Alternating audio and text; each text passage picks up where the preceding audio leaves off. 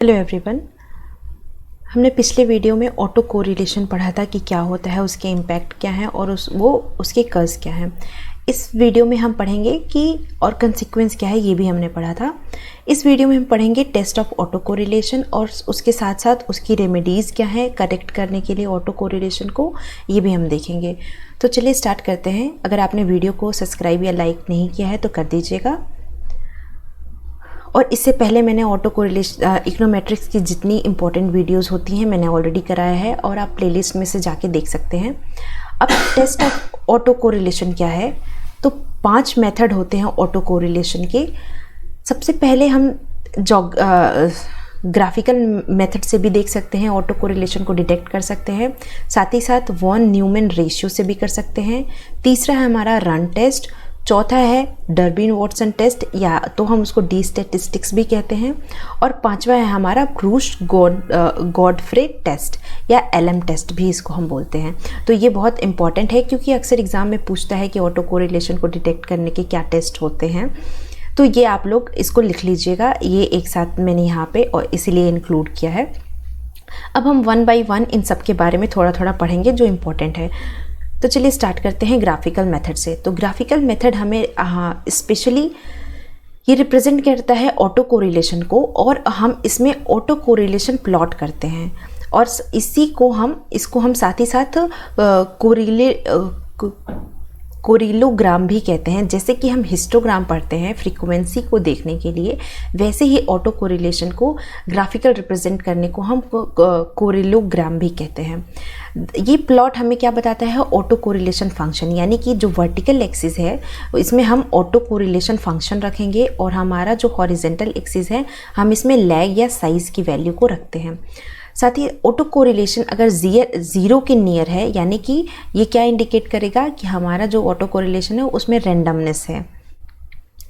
ये height of the इसके जितने भी स्पाइक्स होते हैं, मैं आगे आपको ग्राफ भी दिखाऊंगी, ये बताते हैं, ये हर एक स्पाइक्स इसके शो करते हैं कि value of auto correlation function क्या है लैग से। अब देखते हैं कि कैसे इसको रिप्रेजेंट करते हैं। तो यहाँ पे अगर देखें आप, तो यहाँ पे ऑटो कोरिलेशन फंक्शन है, ये हमारा लैग है और 5% सिग्निफिकेंट लिमिट पे हम ऑटो कोरिलेशन को चेक कर रहे हैं। जितने भी ये बार हैं, यानी कि ये जो बार्स हैं ये एक्सटेंड करते हैं रेड लाइन के, अगर जो भी हमारे प्लॉट में इंडिकेट किया गया है तो हम उसको बोलेंगे स्टैटिस्टिकली सिग्निफिकेंट कोरिलेशन है यहाँ पे। और अगर हमारा जो लैग ज़ीरो होगा, या तो अगर हमारा ऑटो कोरिलेशन ज़ीरो लैग से होगा तो हम उसको कहेंगे कि ये हमेशा 1 के इक्वल होगा। और क्योंकि ये रिप्रेजेंट करता है हमारा कोरिलेशन खुद में, इस हर एक टर्म में और अपने आप खुद में भी ये करता है। तो इस तरह से हम ग्राफिकल रिप्रेजेंटेशन करते हैं ऑटो कोरिलेशन का। तो यहाँ पे आप लोग देख लीजिएगा। अब हम नेक्स्ट चलते हैं, हमारा जो डिटेक्ट करने का तरीका है वॉन न्यूमैन रेशियो। तो ये क्या होता है, तो वॉन न्यूमैन रेशियो कि हमारा one difference of variable x to the variable x, ये हमें बताता है कि हमारे x वेरिएबल से एक डिफरेंस बस हम लेते हैं रेशियो में, तब हम इसको एक्सप्रेस कैसे कर सकते हैं, यहाँ पे लिखा हुआ है। अगर आपको ये समझ में ना आया तो मैं यहाँ पे अच्छे से लिख दे रही हूँ। ये हमारा समेशन है, हम न्यूमेरिकली इसको एक्सप्रेस करते हैं। समेशन हमारा ये n तक जाएगा और t की वैल्यू 0 होगी। और उसके बाद ये कैसे लिखेंगे हम इसको, xt, और हम एक लैग लेंगे, यानी कि सिर्फ t-1 लिखेंगे और ये इसका स्क्वायर और अपॉन n-1 और इसका whole upon summation of xt minus हमारा मीन, इसका स्क्वायर अपॉन n। तो इस तरह से हम इसको न्यूमेरिकली एक्सप्रेस करते हैं वॉन न्यूमैन रेशियो को। अब ये हमारा मेथड जो है वो सिर्फ अप्लीकेबल होता है डायरेक्टली ऑब्जर्व्ड सीरीज़ के लिए, जो कि रैंडमली जो कि रैंडम होता है, बाकी और सीरीज़ के लिए अप्लीकेबल नहीं होगा। तो ये इसकी लिमिटेशन भी है वॉन न्यूमैन रेशियो की। अब हम आगे चलते हैं, हमारा रन टेस्ट क्या होता है। तो ये एक नॉन पैरामेट्रिक टेस्ट है। अब parametric and non parametric test क्या होते हैं, ये मैं आपको स्टैटिस्टिक्स जब पढ़ाऊँगी तो उसमें बताऊँगी कि क्या होते हैं। तो नॉन पैरामेट्रिक टेस्ट है और साथ ही साथ ये रन नॉन पैरामीट्रिक का मतलब मैं आपको बता दूं कि ये हम इसको जो क्वालिटेटिव डेटा है हम उस पर भी यूज़ करते हैं। तो रन टेस्ट एक नॉन पैरामीट्रिक टेस्ट है और रन टेस्ट हम uninterrupted sequence of one symbol और एट्रीब्यूट्स, यानी कि ये अनइंटरप्टेड सीक्वेंस इसमें होता है किसी एक सिंबल का या एट्रीब्यूट का। साथ ही साथ जो लेंथ है रन में जो लेंथ है इसका मतलब होता है नंबर या सिंबल या एलिमेंट जो हम वन रन में करते हैं, यानी कि एक ही रन में हमें करना होता है बिना इंटरप्शन के किसी एक सिंबल या एट्रीब्यूट में। अगर टू मेनी रन्स में सजेस्ट निगेटिव सीरियल कोरिलेशन, अगर बहुत ज़्यादा अगर हम रन करते हैं तो वो हमें क्या सजेस्ट करता है, negative serial correlation. And too few runs में सजेस्ट पॉजिटिव कोरिलेशन। ये जब मैं आपको बता रही थी कि क्या होते हैं पॉजिटिव एंड नेगेटिव, उस वीडियो को आप ज़रूर देखिएगा। बाकी रन टेस्ट में आपको बस इतना पता होना चाहिए होता है क्या, बहुत डिटेल में नहीं पूछता है। अब हम कैसे इसको निकालते हैं, तो रन टेस्ट में जब हम मीन को एस्टिमेट करते हैं तो हम कैसे लिखते हैं, मीन एस्टिमेशन रन, और ये हम लिखते हैं 2n1 और उसके पावर में n2 + 1, और वेरिएंस के लिए हम इस तरह से लिखते हैं। अब क्या पता अगर क्वेश्चन के स्टैंडर्ड बढ़ते हैं तो हमें ऐसे क्वेश्चंस देखने को मिल जाएंगे, तो इसलिए मैंने इसको यहाँ पे इंक्लूड किया है कि 2n1 n2 और ये ब्रैकेट में 2n1 n2 - n और अपॉन n² - n। अब इसकी लिमिटेशन भी होती है मीन की रन टेस्ट की, तो एस्टिमेशन रन ये इसकी लिमिटेशन कितनी होती है, ये -1.96 वेरिएंस से लेके +1.96 वेरिएंस के बीच में ही होना चाहिए। अब ये n क्या है, तो n हमें टोटल नंबर ऑफ ऑब्जर्वेशन बताता है जिसमें n1 + n2 इंक्लूड होता है। n1 हमारा पॉजिटिव सिंबल है और n2 हमारा नंबर ऑफ निगेटिव सिंबल्स को दिखाता है। r है हमारा नंबर ऑफ रन्स, और जिसको हम एज्यूम करते हैं कि ये एसिम्प्टोटिकली नॉर्मल डिस्ट्रीब्यूटेड होगा। अब हमारा r अगर विद इन लिमिट होता है तो वहाँ पे कोई ऑटो कोरिलेशन नहीं होती है, लेकिन जैसे ही r अगर लिमिट से बाहर हो जाए, लिमिट में ना रहे, वहाँ पे हम ये डिटेक्ट करता है ये टेस्ट कि वहाँ पे ऑटो कोरिलेशन प्रेजेंट है। तो आई होप आप लोगों को ये समझ में आया होगा। अब नेक्स्ट है हमारा डर्बिन-वाटसन टेस्ट। ये थोड़ा इम्पॉर्टेंट टेस्ट है और इससे बार बार एग्जाम में क्वेश्चन भी पूछे जाते हैं। अब ये टेस्ट जो है इसके कुछ अजम्पशन है, ये भी इम्पॉर्टेंट है, आप इसको भी पढ़ लीजिएगा कि ये सिर्फ अप्लीकेबल होगा स्मॉल सैंपल के लिए, और साथ ही साथ ये बेस्ड होगा एस्टिमेटेड रेसिड्यूल्स के लिए। इसमें रिग्रेशन मॉडल को मस्ट है कि वो इंक्लूड करेगा एन इंटरसेप्ट टर्म्स, और एक्सप्लेनेटरी वेरिएबल्स हमारे क्या होने चाहिए, नॉन स्टोकास्टिक्स होने चाहिए। साथ ही साथ जो हमारा डिस्टर्बेंस है यानी कि यू टी या यू है, वो जनरेट होगा हमारा first order auto regressive scheme के तहत, और इसको हम कैसे लिखते हैं, यू टी ये हमारा डिस्टर्बेंस टर्म या एरर टर्म बोलते हैं हम इसको हम लिखते हैं क्यू यू टी -1 + v। अब ये हमारा एरर टर्म एज्यूम करेंगे कि ये नॉर्मली डिस्ट्रीब्यूटेड होगा, और साथ ही साथ जो हमारा अजम्पशन होगा कि रिग्रेशन मॉडल में किसी भी तरह की लैग्ड वैल्यू नहीं इंक्लूड होगी, और डिपेंडेंट वेरिएबल जो होगा ये कहाँ पे ये लैग्ड वेरिएबल नहीं होगी, of the dependent variable as one of the explanatory variable, और साथ ही साथ यहाँ पे कोई भी मिसिंग ऑब्जर्वेशन ऑफ डेटा नहीं होंगे। तो ये तो डी स्टैटिस्टिक यानी डर्बिन-वाटसन टेस्ट के अजम्पशंस हैं जिसको फॉलो करना ज़रूरी है इस टेस्ट को देखने के लिए। अब ये जो डी क्या है, ये रेशियो है sum of square difference in successive residual and residual sum of square. ये आरएसएस क्या है, हमारे रेसिड्यूअल सम ऑफ स्क्वायर। अब हम डी स्टैटिस्टिक्स को कैसे देखते हैं, तो डी स्टैटिस्टिक्स को हम इस तरह से देख सकते हैं। साथ ही साथ डी स्टैटिस्टिक्स को फाइंड करने का ये भी एक तरीका होता है, डी = 2 1 - रो, ये रो है। इससे बेस्ड क्वेश्चन भी एग्जाम में पूछे जाते हैं, तो ये भी आप लोग इसको देख लीजिएगा। अब ये रो क्या है, तो रो हमारा यहाँ पे ये ऐसे लिखा हुआ है, समेशन u t तक जाएगा, और ये u -1 अपॉन समेशन u, और ये हैट है, यानी कि जहाँ भी हैट लगा हो उसका मतलब वो एस्टिमेटेड बताता है, u hat square t T. तो ये रो का मतलब ये होता है। हमें एग्ज़ाम में वैल्यू बस दी होती है रो की या डी की, हमें किसी एक की वैल्यू निकालनी होती है। तो ये हमारा इम्पॉर्टेंट है डी स्टैटिस्टिक। अब डी स्टैटिस्टिक में इस तरह से हम देखते हैं, एक बार इस रेशियो को आप ध्यान से देख लीजिएगा, लिख लीजिएगा, क्योंकि एग्ज़ाम में पूछा जा सकता है कि इस रेशियो को कैसे दिखाते हैं। अब जो हमारा रो हैट यानी कि एस्टिमेशन है, अगर वो ज़ीरो होगा तो वो क्या दिखाएगा, ज़ीरो होगा, और जो डी की वैल्यू है वो 2 के बराबर होगी, तो हम बोलेंगे कि यहाँ पे कोई भी ऑटो कोरिलेशन नहीं है। इसको कैसे निकालेंगे, D is equal to 2 1 minus rho. तो अगर रो की वैल्यू 0 होगी तो डी की वैल्यू 2 होगी। इस तरह से सॉल्व करके भी देख सकते हैं कि D is equal to 2 1 minus 0, तो 1 माइनस 0 करेंगे तो क्या होगा, 1 ही होगा, और 1 इंटू 2 करेंगे तो 2 होगा। यानी कि अगर हमारी डी की वैल्यू 2 है और रो की वैल्यू 0 है तो यहाँ पे कोई भी ऑटो कोरिलेशन नहीं पाया जाएगा। और अगर हमारी रो की वैल्यू 1 है और डी 0 हो जाएगा तो वहाँ पे पॉजिटिव ऑटो कोरिलेशन देखने को मिलेगा। और अगर रो की वैल्यू -1 है तो डी क्या हो जाएगा, 4 हो जाएगा, जिसको हम बोलेंगे निगेटिव ऑटो कोरिलेशन। तो रो की वैल्यू 0 1 और -1 पे क्या होगा ये ज़रूर देख लीजिएगा, क्योंकि ये एग्ज़ाम में पूछा जाता है।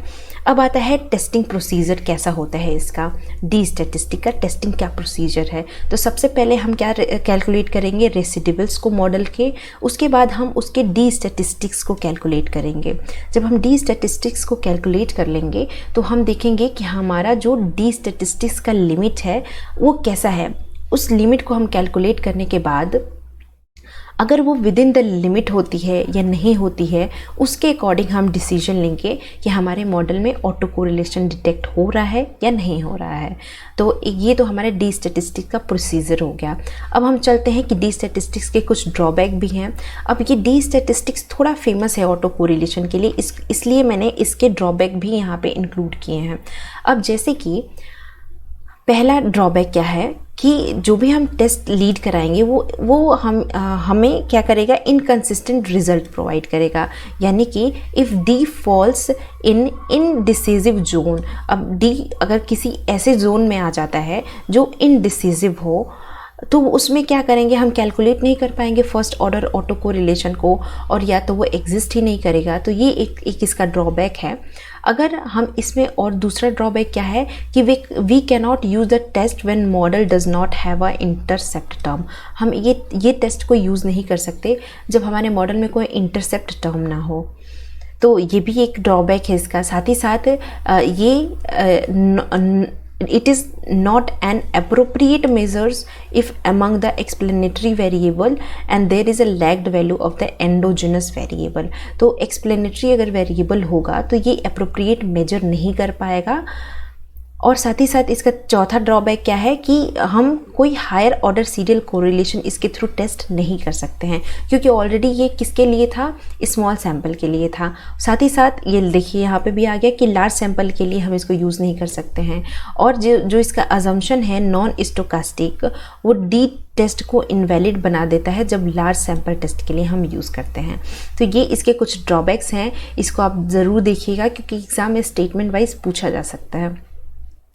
अब जो हमारा पांचवा और लास्ट था टेस्ट कि कैसे डिटेक्ट कर सकते हैं हम ऑटो कोरिलेशन को, वो था ब्रूश गॉडफ्रे टेस्ट। अब ये टेस्ट को बार बार एग्ज़ाम में पूछा जाता है कि ये किसके लिए होता है। तो फर्स्ट जो हम फर्स्ट ऑर्डर करते हैं ऑटो कोरिलेशन का, तो उसके लिए नहीं होता है, ये थर्ड के लिए होता है। तो ये टेस्ट को हम डर्बिन एम टेस्ट भी कहते हैं। और ये किसकी चीज़ के लिए यूज़ करते हैं हम, ये in case of non stochastic regression में यूज़ होता है। साथ ही साथ in case of lagged value of regressand में यूज़ होता है। और higher order of auto regressive scheme में भी इसको यूज़ किया जाता है। और साथ ही साथ सिंपल और हायर मूविंग अगर एवरेज और एरर टर्म दिया हो तो भी हम इसका यूज़ कर सकते हैं। अब क्या स्टेप होने चाहिए इसको करने के, तो हमें सबसे पहले तो रिग्रेशन रन करना पड़ेगा और कैलकुलेट करना पड़ेगा कि रेसिडिवल की वैल्यू क्या है। उसके बाद जब हम रिग्रेस कर लेंगे तो जो हमारे रेसिडिवल होंगे XT और UT-1, UT-2, ये जितने भी हमारे रिग्रेशन होंगे ऑक्सिलरी रिग्रेशन, उसको हम उसमें क्या करेंगे, कैलकुलेट करेंगे आर स्क्वायर और अप्लाई करेंगे काई स्क्वायर टेस्ट। उसके बाद हम एज्यूम करेंगे कि जो हमारा ऑटो रिग्रेसिव टेस्ट है वो पीएथ ऑर्डर का है, यानी कि वो पीएथ ऑर्डर का है, मतलब हायर ऑर्डर का है, और n minus P R square ये क्या होगा, एक्स स्क्वायर। अगर हमारा n minus P R square greater होगा क्रिटिकल एक्स स्क्वायर वैल्यू पे, तब हम क्या करेंगे कि हमारा जो हाइपोथेसिस है उसमें हमारा जो H0 है वो रिजेक्ट हो जाएगा और हम ये कह सकते हैं कि उसमें ऑटो कोरिलेशन प्रेजेंट है। तो ये एक तरीका है ऑटो कोरिलेशन को देखने का। अब उसके बाद इसके कुछ ड्रॉबैक भी हैं, जैसे कि जो वैल्यू ऑफ P है या रो है वो क्या है, length of leg cannot be specified a priori. अब हम पहले ही नहीं स्पेसिफाइड कर सकते हैं कि इसकी लेंथ कितनी होनी चाहिए। It is just a derived form of Durbin Watson test if the P value is 0। तो ये डर्बिन वॉटसन टेस्ट का ही डिराइव्ड फॉर्म है जब P 0 इक्वल होना चाहिए 1 के। तो इसीलिए ये इसकी टेस्ट के कुछ ड्रॉबैक्स भी हैं। तो इस तरह से हमने क्या देखा, टेस्ट कितने होते हैं और वो किस तरह से होते हैं, मैंने उस सबको इंट्रोड्यूस किया। अब हम आते हैं इसके रेमेडीज़ पे कि हम कैसे करेक्ट कर सकते हैं ऑटो कोरिलेशन अगर प्रेजेंट हो।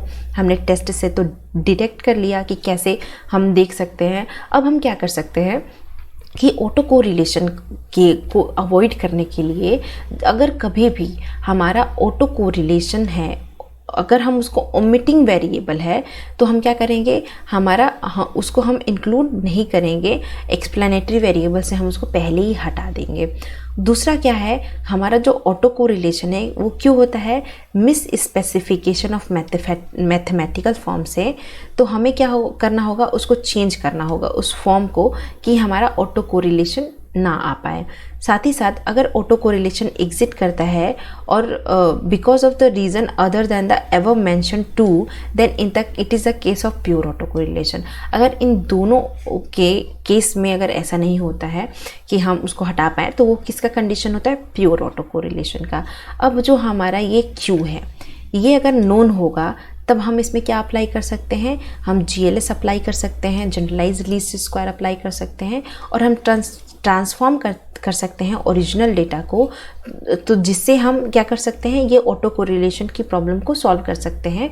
और ओरिजिनल डेटा को ट्रांसफॉर्म करने के बाद हम इस मॉडल में रैंडम वेरिएबल सेटिस्फाई कर सकते हैं, और जो भी हमारा अजम्पशन है जनरलाइज्ड क्लासिकल लीस्ट स्क्वायर का, उसको हम देख सकते हैं। अगर सपोज करिए कि हमारा ये नॉट नोन है, क्यू नॉट नोन है, तब हम क्या करेंगे, हम कैलकुलेट करेंगे P को, और जिसमें फर्स्ट डिफरेंस मेथड का यूज़ करेंगे, और जो हम P का कैलकुलेट करेंगे वो किसके बेसिस पे करेंगे, डर्बिन वॉटसन डी स्टैटिस्टिक्स के बेस पे हम P को कैलकुलेट करेंगे। तो ये तो हमारी रेमेडीज़ थी। साथ ही साथ कुछ और रेमेडीज़ हैं जिसको हम यूज़ कर सकते हैं। अगर आपने कभी सुना होगा इटरेटिव मेथड, इसमें हम कई बार ट्रायल एंड एरर मेथड जैसे करते हैं। अगर हम एस्टिमेट्स करना चाहते हैं क्यू को, तो इसके कई मेथड और हैं, जैसे कि कोहरान ओरिएट मेथड। इसका नाम जानना आपको ज़रूरी है, क्योंकि ऐसे नाम आपको पूछा जा सकता है और आपको समझ नहीं आएगा कि क्या है।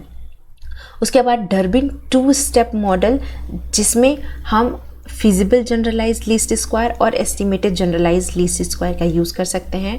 उसके बाद नेवी वेस्ट मेथड का यूज़ कर सकते हैं, और वाइट जनरल हेटेरोस्केडेसिटी टेस्ट का यूज़ कर सकते हैं। ये कुछ ऐसे तरीके हैं जिससे हम ऑटो कोरिलेशन पता चलने के बाद हम उसको अवॉइड कर सकते हैं। तो ये तरीका है ऑटो कोरिलेशन का।